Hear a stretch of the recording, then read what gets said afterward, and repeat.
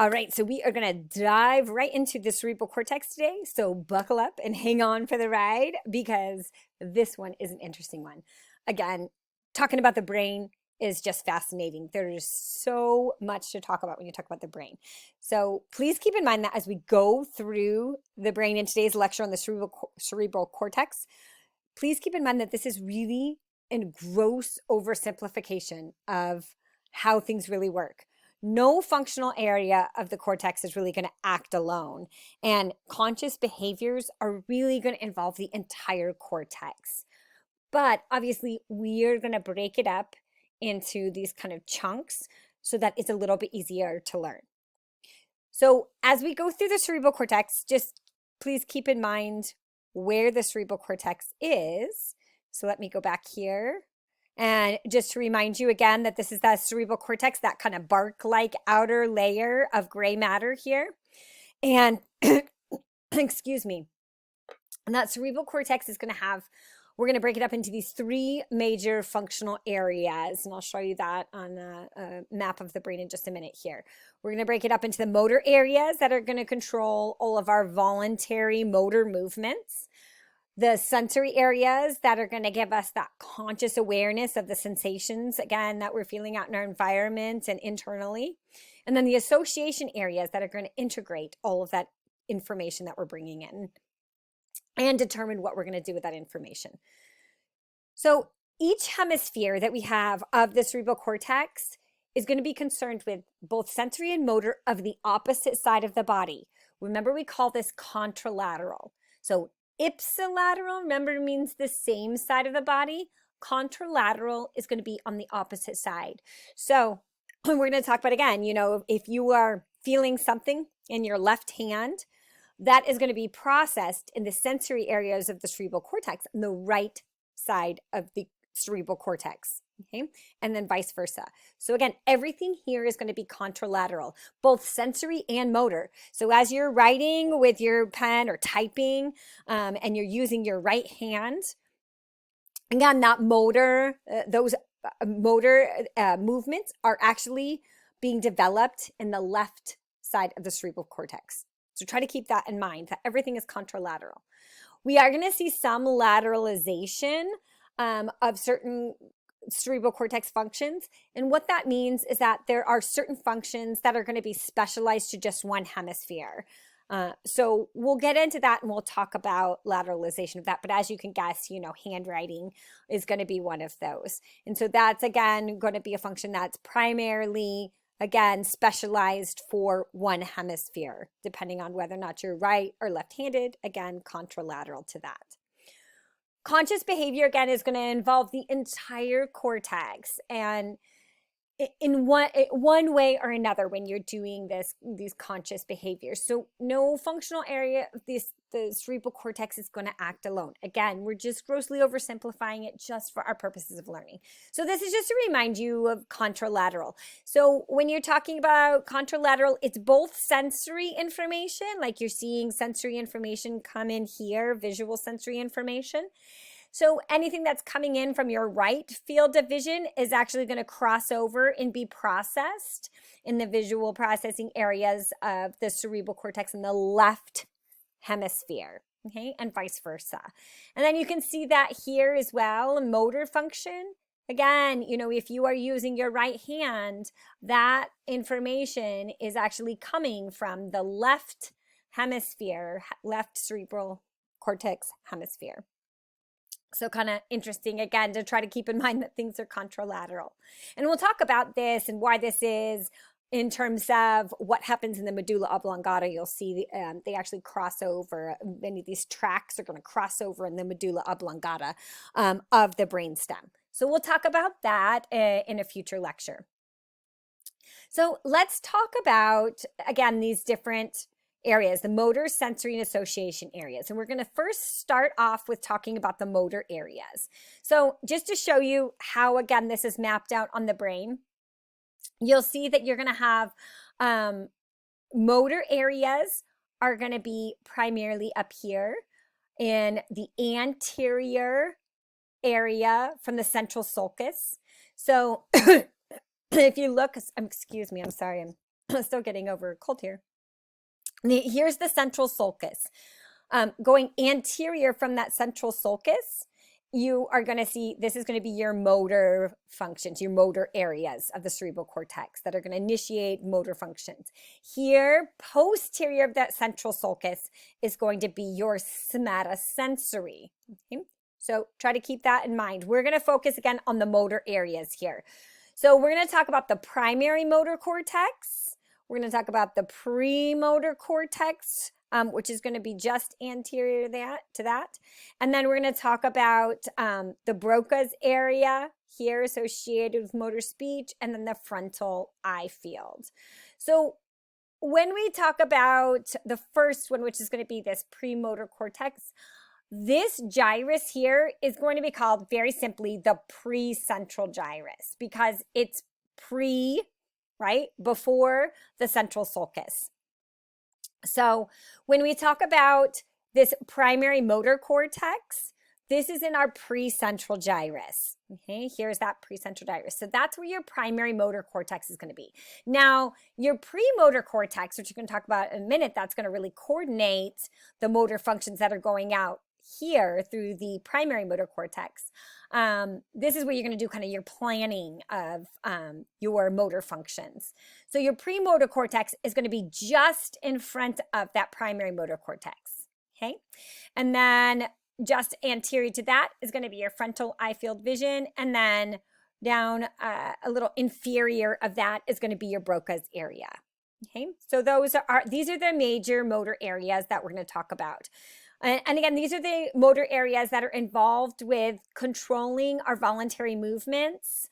And this includes planned motor movements, which you're going to see involves the premotor cortex in just a minute.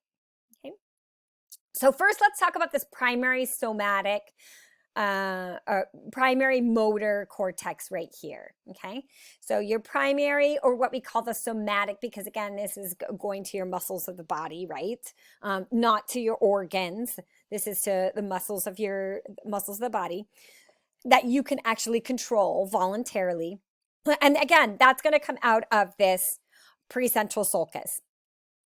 Or precentral, I'm sorry, I said sulcus, I meant gyrus. I'm so sorry, guys.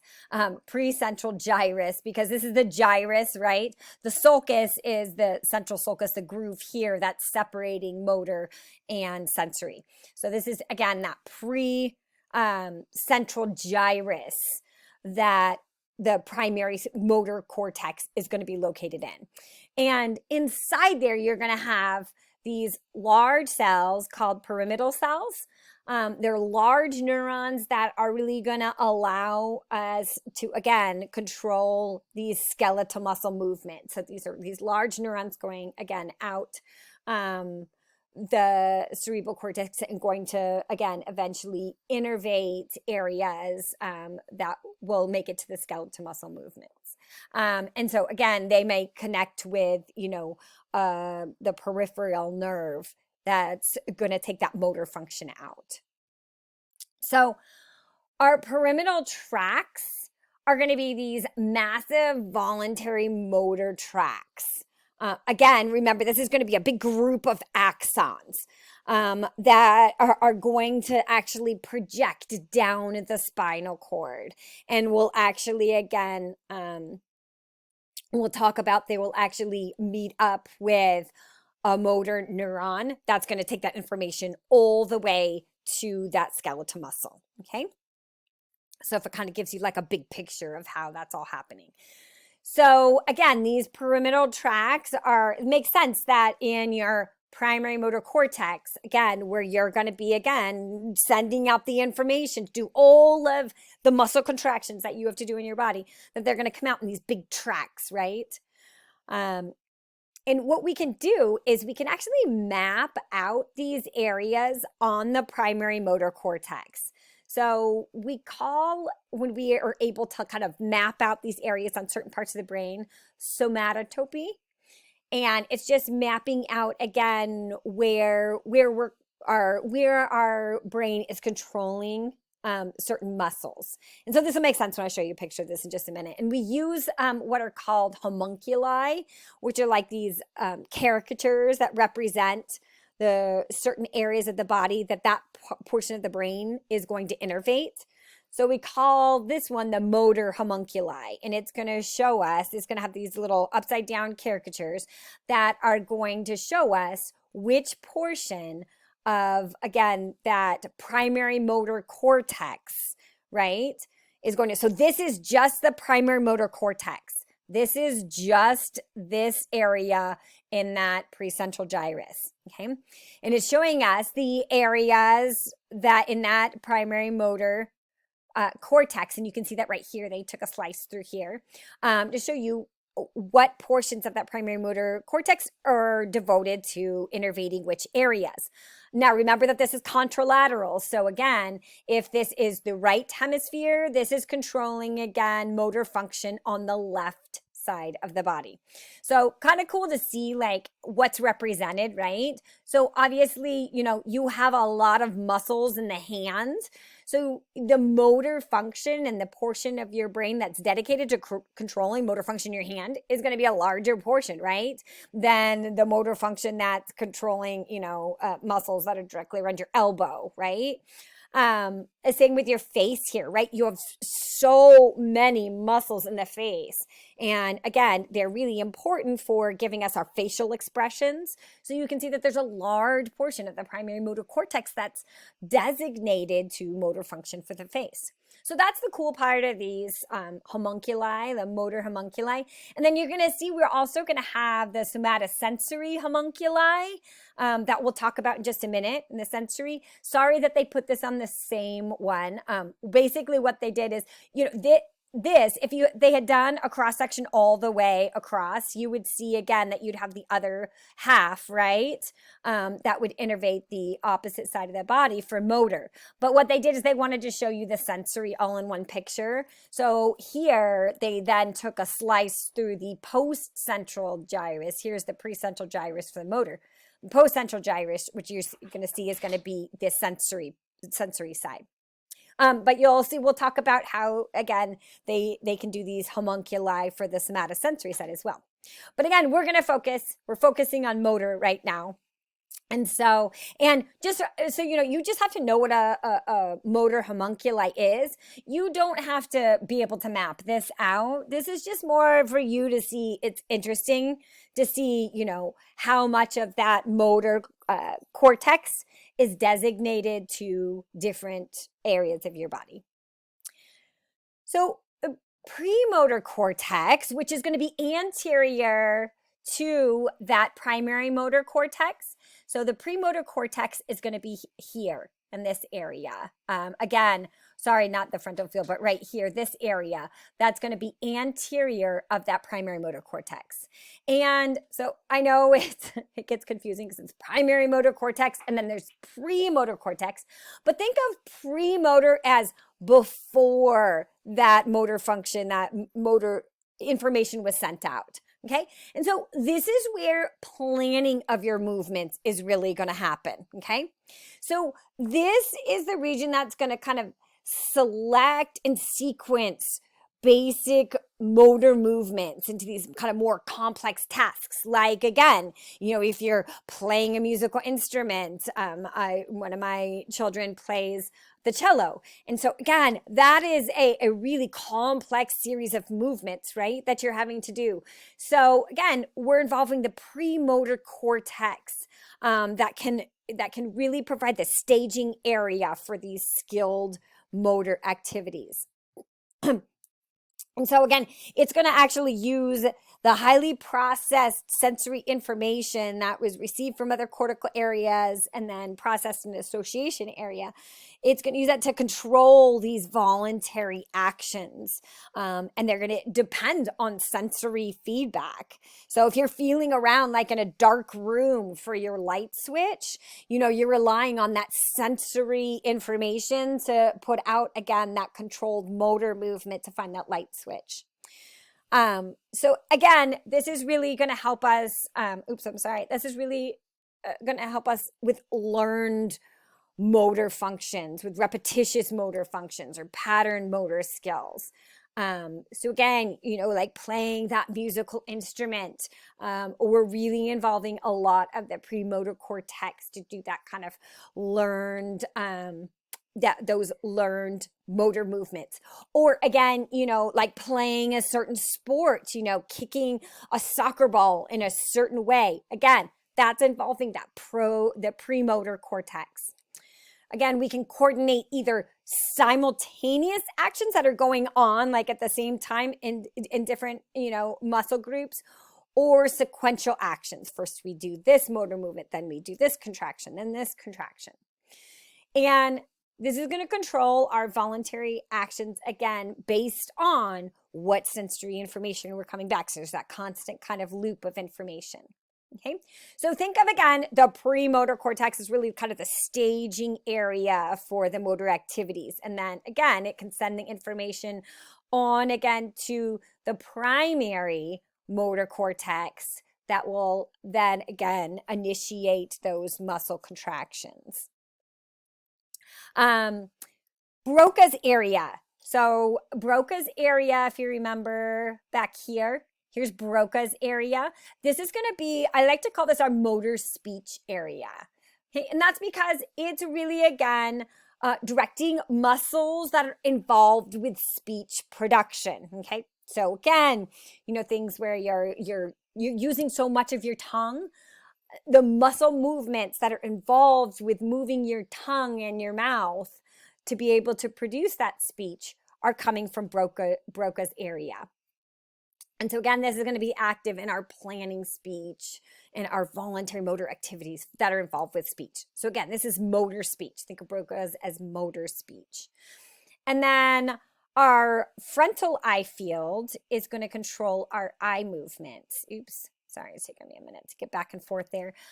So here when we look at our frontal eye field here, that's going to control your eye movements. And as you can imagine, that's very important in terms of, our sense of vision is quite important, to us. So I put this nice funny GIF to help you remember that it's controlling, again, those eye movements as you move your eyes left and right and up and down. And as you can imagine, again, you're doing that all day long, constantly doing this, especially as you're reading. So those, again, are going to be those motor areas, okay, that we've talked about. So, and then this is just kind of showing you a nice kind of cross section so you can see, again, these motor areas. The frontal eye field, the premotor cortex here, the primary motor cortex there as well. So, and then you can't see Broca's area there because it's, again, Broca's area is going to be out lateral here. So kind of interesting when you talk about damage to certain areas of the primary motor cortex, as you would see, for example, like in a stroke, it actually, you see that what we call that facial droop, because it's going to paralyze the muscles if you have damage. Again, remember the damage is going to be contralateral. Remember, everything is contralateral. So the damage to the motor neurons, the damage to that primary motor cortex is actually going to be in the opposite hemisphere. So in this individual has damage to their left primary motor cortex, and it's causing the facial droop on the right side of their face. So the stroke actually occurred on that left hemisphere. So again, kind of interesting to remember that everything is contralateral. And so it will affect the facial muscle tone. It will oftentimes, again, that person doesn't have voluntary control of those facial muscles, so they go to smile, and like one side, again, the left side would go up here, and the right side they wouldn't be able to control because they had damage to that primary motor cortex. So again, now it's interesting because if you have a stroke in the primary motor cortex versus the premotor cortex, things will be very different, right? So if you have a stroke and it damages areas of the primary motor cortex, this is going to cause more paralysis, right? Because you're not able to control those muscles. And remember, again, this is contralateral. So again, this is only going to affect your voluntary control of muscles, not your involuntary reflexes. But damage to the premotor cortex is a little bit different because you still have the ability to perform those movements. You don't have the paralysis.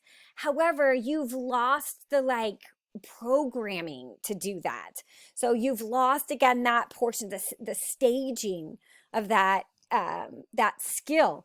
And so, for example, again, if you're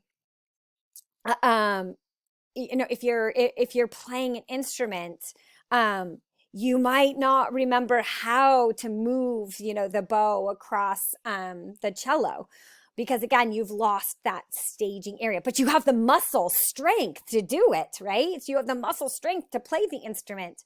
You just you can't don't have the programming for that skill anymore. And so you can actually reprogram that skill into another set of premotor neurons. So even if you've got that area that's damaged to the premotor cortex, you can reprogram that skill, but you have to relearn the skill. So you have to relearn to play that instrument. So again, kind of interesting when you talk about the difference between damage to the primary cortex versus damage to the premotor cortex. Okay, so let's get into sensory. So remember, sensory areas are going to be kind of our second major section of the cerebral cortex that we're going to talk about. And so our sensory areas are obviously concerned with our kind of conscious awareness of our somatic sensations, right? When we break up the sensory portions of the cerebral cortex, we find that they're going to cross over in the parietal and the temporal, the occipital lobes, as well as that deep insular lobe. And we're going to see that we can break them up into these, again, 8 main areas. Now, of course, there is going to be some crossover, right? But again, we're just kind of making this easy for us to understand. So we have mostly these 8 main areas, again, that are going to be controlling kind of sensory information that's coming in. So we're going to have our primary somatosensory cortex. We're going to have our somatosensory association cortex. And you're going to see that this is going to be kind of a common theme. We're going to have where the sensory information is kind of coming in. And then we're going to have these association cortexes that are going to basically take that information and make sense of that sensory information. What is it that you're feeling? What is that sensation? And so you'll see we'll have that for these visual areas and auditory areas as well. We're going to bring in that information, but then we're also going to have these association cortex, the association areas. And then we'll talk about the vestibular, and the association areas are coming. So most of the association areas we're going to talk about a little bit later here. And then we've got the vestibular cortex, which is going to be associated with your sense of sensory for balance, olfactory, sense of smell, gustatory, taste, and then visceral sensory is going to be for your organs. So again, when we talk about these sensory areas, they're going to be posterior of that central sulcus. So you'll see the primary somatosensory, just kind of like your primary motor cortex. You have your primary somatosensory. Remember, soma means body. So this is the sensory coming in from your body, your sense of touch. Sorry, not taste, because that's gustatory, but your sense of touch and feel, pressure, that type of stuff is coming in to that primary somatosensory cortex. Then you're going to have the somatosensory association area or association cortex, which is going to be right behind it. So you can see then you've got your gustatory cortex, which is going to be for your sense of taste. We'll talk about, you've got your primary visual cortex on the posterior side on the occipital lobe here.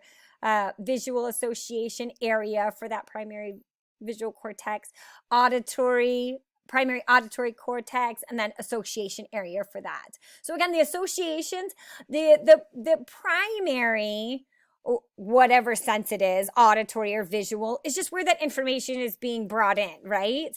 And then the association area is going to be where we're going to make sense of that information. So let's get into this primary somatosensory cortex. The primary somatosensory cortex, again, is going to be now in the post central gyrus. So again, remember here, primary motor is pre-central gyrus. Here now we're in the post-central gyrus. So this is going to receive, again, general body sensory information. So remember, that's what somatic means. From and things like your skin, from touch and pressure, as well as from things that are called proprioceptors that are in your skeletal muscle, in your joints, in your tendons. And proprioceptors are basically going to inform your brain of your body's position in space, especially like where are your limbs in comparison to the rest of your body. So the easiest way to describe what we call proprioception, and it's coming from these specific proprioceptors, is what happens in infants and babies when they lack proprioception. So here you see this baby, and all of a sudden, like you'll see, I love this in babies that lack proprioception. All of a sudden, their hands will kind of go up in front of their face, and then they'll look at it and they'll be like, whoa, what's that thing that just flew in front of my face? Because they lack proprioception. They don't understand that that hand is attached to them, that they're seeing, and they don't understand where that hand is in space in comparison to the rest of their body. So that's what proprioception means. And obviously you can see this is very important, again, a very important sensory information for us with our limbs, understanding where our limbs, our arms and our legs are in comparison, in space, in comparison to the rest of our body. So this area of the sensory cortex is also capable of spatial discrimination. So it can identify what body region is being stimulated. So again, if you've got the very tip of your forefinger, the very tip of your second phalange is being pricked with a pin, it's capable of discriminating that area, that very specific area that's being stimulated. So as we did with a motor, we can do a somatosensory homunculus. So that's what you're seeing here again on this side. Remember, they're going to take a cross section here now of the post-central gyrus, right? Versus, again, the pre-central on the motor side. Now we're doing post-central gyrus. And it's contralateral. So if you are here on the left side of the brain, this is controlling or bringing, I shouldn't say controlling, it's bringing in sensory information from the right side of the body. So, and this is just showing you where that sensory information is kind of represented across this, the primary somatosensory cortex. So this is just in this area here. So you can see that there is a large area, again, dedicated to sensory information coming on the face. It's very important, again, to bring in that information for all kinds of facial expressions. So that information needs to come in so that we can form those facial expressions. Hands, obviously, as you can imagine, sensory is going to be really important on things like our hands because we have to do these fine motor movements. So we're going to need a lot of sensory to tell us where that pen is in between our fingers and things like that as we're writing with a pen.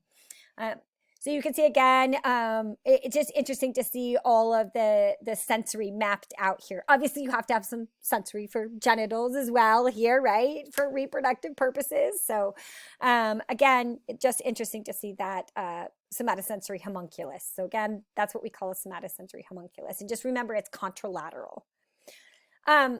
So then, just behind that, so here was, again, when we look at these portions of the brain, the somatosensory cortex right here, that primary somatosensory cortex is here. Right behind that is going to be the association cortex for it. So the somatosensory association cortex. And that's going to be where we're going to integrate all that sensory information that's coming in to that primary somatosensory cortex right here. So this is going to be where we're really going to be able to kind of understand and make sense of that sensory information. So remember, that's always going to be our association cortex is going to make sense of that. sensory information. So for example, it will help us determine the size and the texture of something, the relationship of that part or object that's being felt in comparison to other things. So just as an example here, like when you reach into your pocket, it's your somatosensory association cortex that's being drawn upon for these memories of these past experiences of the feeling of a coin and the size of a coin, or maybe if it's the keys in your pocket, again, we're drawing on that somatosensory association cortex for our understanding of the size of that key and what it feels like in the texture. And it's easiest to understand, again, this when you study someone that has damage to this area. So someone with damage to the somatosensory association cortex can't recognize the objects that they're feeling without looking at them. So again, you have one of those like sensory boxes and they put their hand in and they feel, and they have no idea what they're feeling until they take it out and actually look at it. So hopefully that will kind of help you understand what the somatosensory association cortex does. Now, visual areas. So just like, again, before with the somatosensory, we're going to have a primary visual cortex where we're, again, bringing in that visual information. It's just receiving that information. And again, it's going to be kind of in the extreme kind of posterior. You're in the back here, the posterior portion of the occipital lobe. So this primary visual cortex is just receiving that visual information. It'll kind of map it out in terms of that visual information from the opposite side of the body. So remember, again, we have that contralateral innervation, right? So the visual association area is where we make sense of that visual information that we're taking in. So this is where we use past visual experiences to kind of interpret some of that visual stimuli. So interpret the color. What color is it? That's a blue color. Or the form of that. Is it a person, or is it a lizard? Or again, the movements that individual is doing.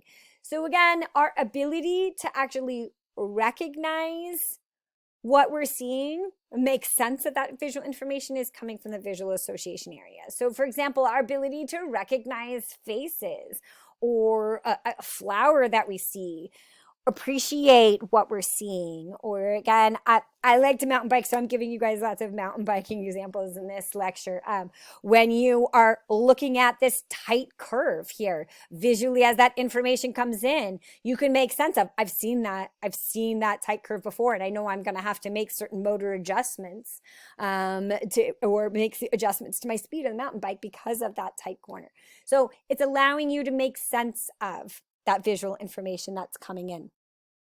And so now this is what we like to say we do our seeing with the cortical neurons in the visual association areas, because this is where we're, again, really making sense of that visual information. Same with the auditory areas. So here you're going to have, the primary auditory cortex, which is located in the superior margin of the temporal lobes right here.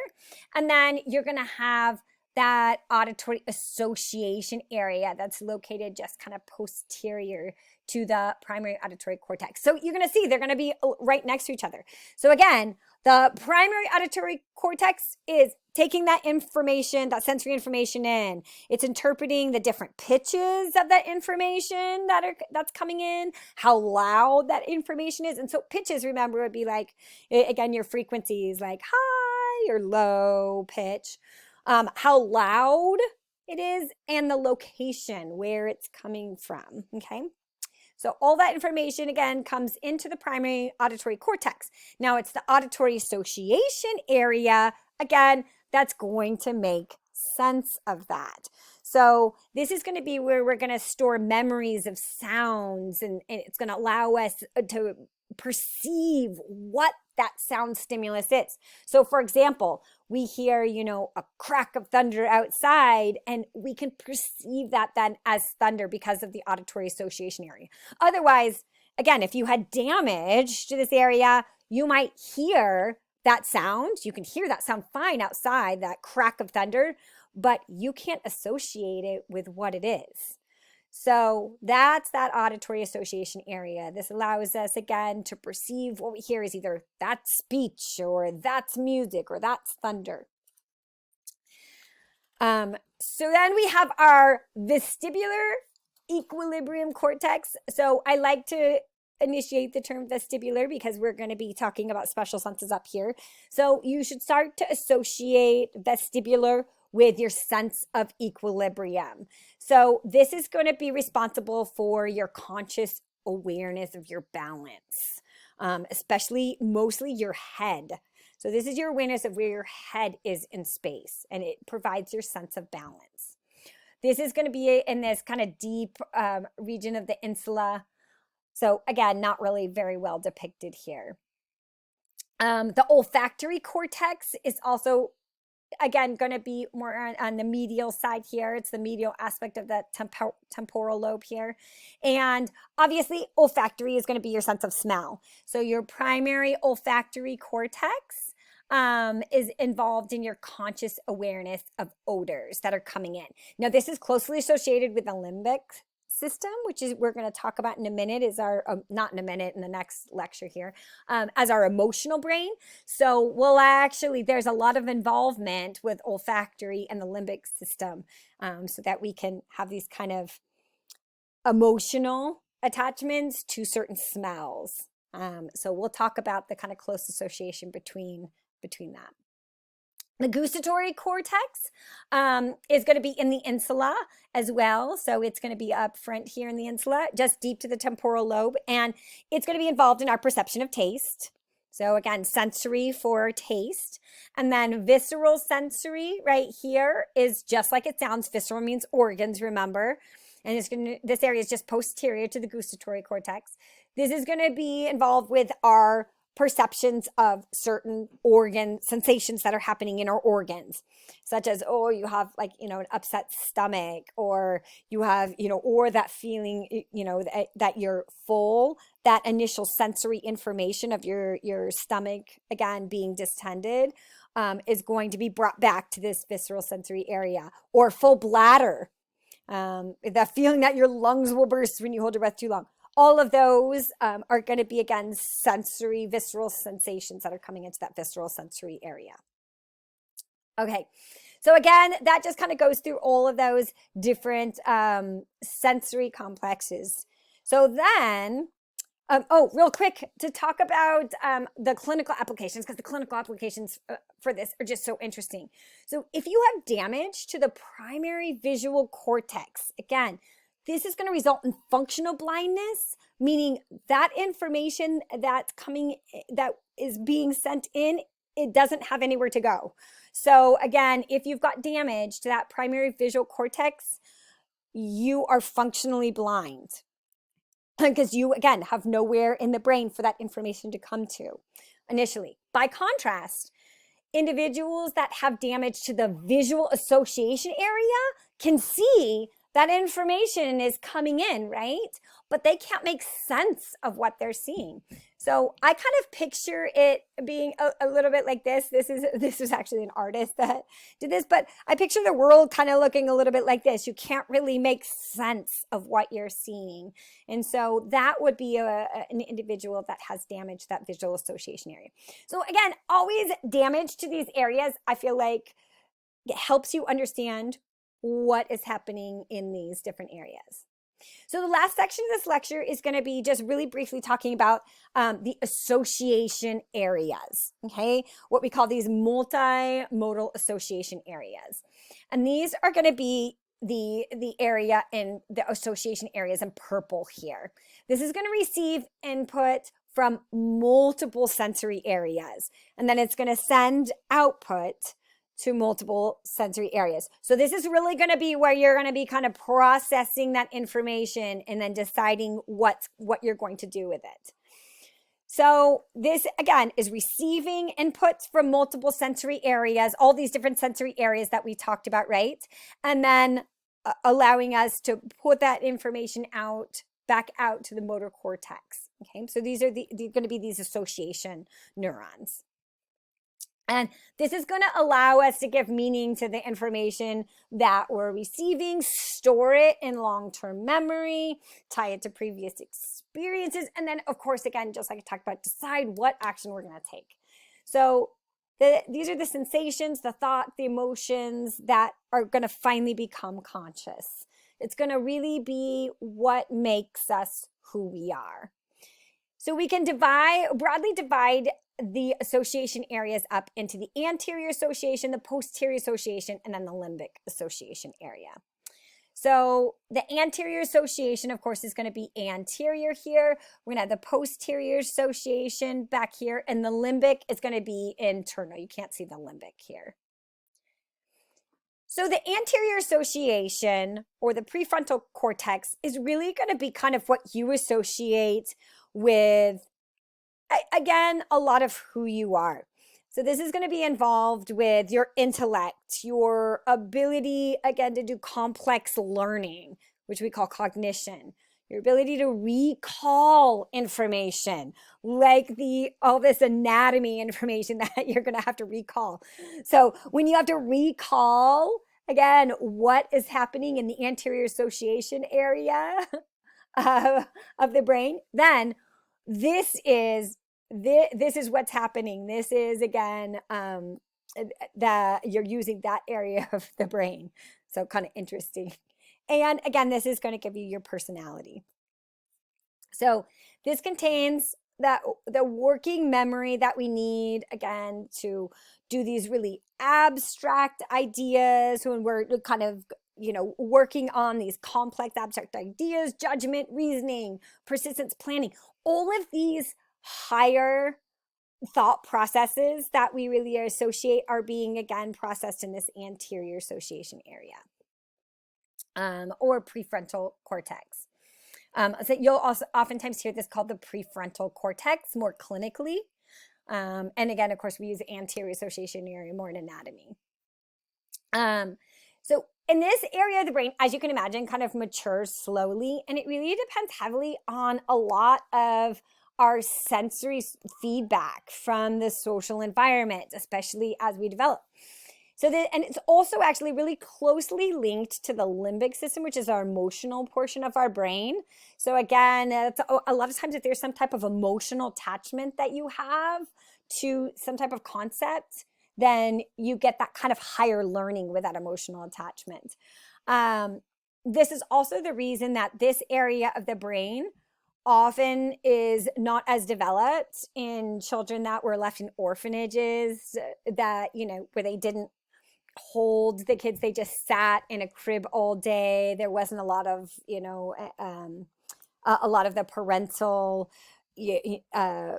emotional connection, or any of that kind of emotional feedback for that child. And so this area of the brain actually doesn't develop as properly, and they oftentimes have like learning disabilities and things as they get older.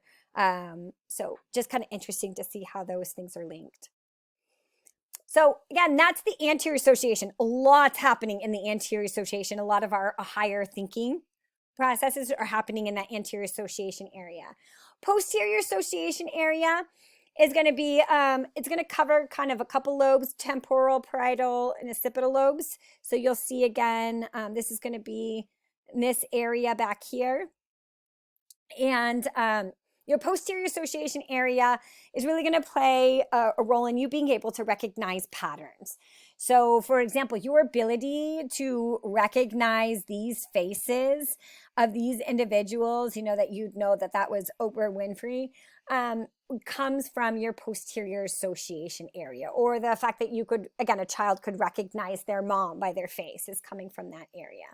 Or also to recognize our surroundings and our surroundings in space around us is going to come from that posterior association area. So really our ability to recognize patterns outside the house, and to let us know that, we are home, those types of things.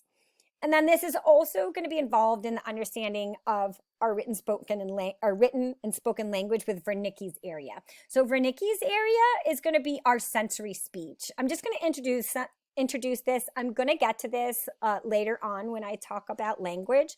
But again, remember that Broca's area is going to be your motor speech, involved with, again, controlling the muscle movements for speech. Here, Wernicke's area is our sensory speech area. And this is really associated with our ability to understand spoken language as well as written language, to make sense of that information. So again, those are the types of things that you're going to see in the posterior association area. Now, in the limbic association area, this is going to be where you're really processing, again, the kind of emotional impacts of things. So this is oftentimes what we call the emotional brain. And so the limbic system is outlined here in green. Some of the major players are the hippocampus, the cingulate gyrus, and the parahippocampal gyrus. Those are just kind of some of the players. We'll talk about the limbic system kind of separately. But again, this is going to provide us an emotional impact with our scene that helps us really establish memories. So for example, that feeling you get if you're at the edge of a cliff here on your mountain bike, that feeling of danger that you're getting is coming from the limbic system. That feeling of fear is coming from the limbic system. Now, whether or not you listen to that limbic system or not is different in individual to individual. Also, if you took a really hard crash on a certain trail, that memory of that, and then as you approach that kind of feeling of danger that you feel as you approach that same area is going to come again from that limbic association area. So we'll talk more about the limbic system a little bit later in some of these, what we call the functional brain areas. So we will come back to the limbic system. Really quick, talking again about some of the clinical aspects of this, tumors and lesions of the anterior association area. Because again, so much is happening in that anterior association area, oftentimes will cause mental and personality disorders, sometimes loss of judgment, attentiveness, inhibitions. So, you saw this in Dr. Shepard if you watch Grey's Anatomy. Or, I'll give you an example of there's a family member that we knew that was in a really horrible car accident. It was, a head-on collision. And honestly, when they arrived on the scene, they did not think that she was still alive. She did survive. And after many, many, many surgeries, she was finally kind of getting back out there into the world. And unfortunately, because she had some damage to this anterior association area, she had that kind of loss of judgment and that loss of inhibition. So she was this situation where she was oblivious to like certain social restraints. So she was posting all kinds of things that were not necessarily appropriate or filtered on social media. So they actually had to take away, her phone for a little while, even though, she was this 30-year-old adult, because again, she had that lack of that loss of judgment, that loss of inhibition. Sometimes these individuals become kind of more careless about their personal, appearance, or sometimes they'll be all of a sudden become these big risk takers and do things that they didn't used to do, like you saw in her characters. So just kind of interesting. Individuals with lesions in the posterior association area don't have awareness of their self in space. So for example, they might refuse to acknowledge they can't acknowledge the existence of the opposite side of their body, wherever they have damage, that posterior association area, remember, it's contralateral. So they might refuse to wash or dress the side of their body opposite to that lesion because to them, it doesn't belong to them. They can't make that association, that spatial association. So kind of interesting. Okay, so we're going to stop here and we'll talk about lateralization in the next lecture here.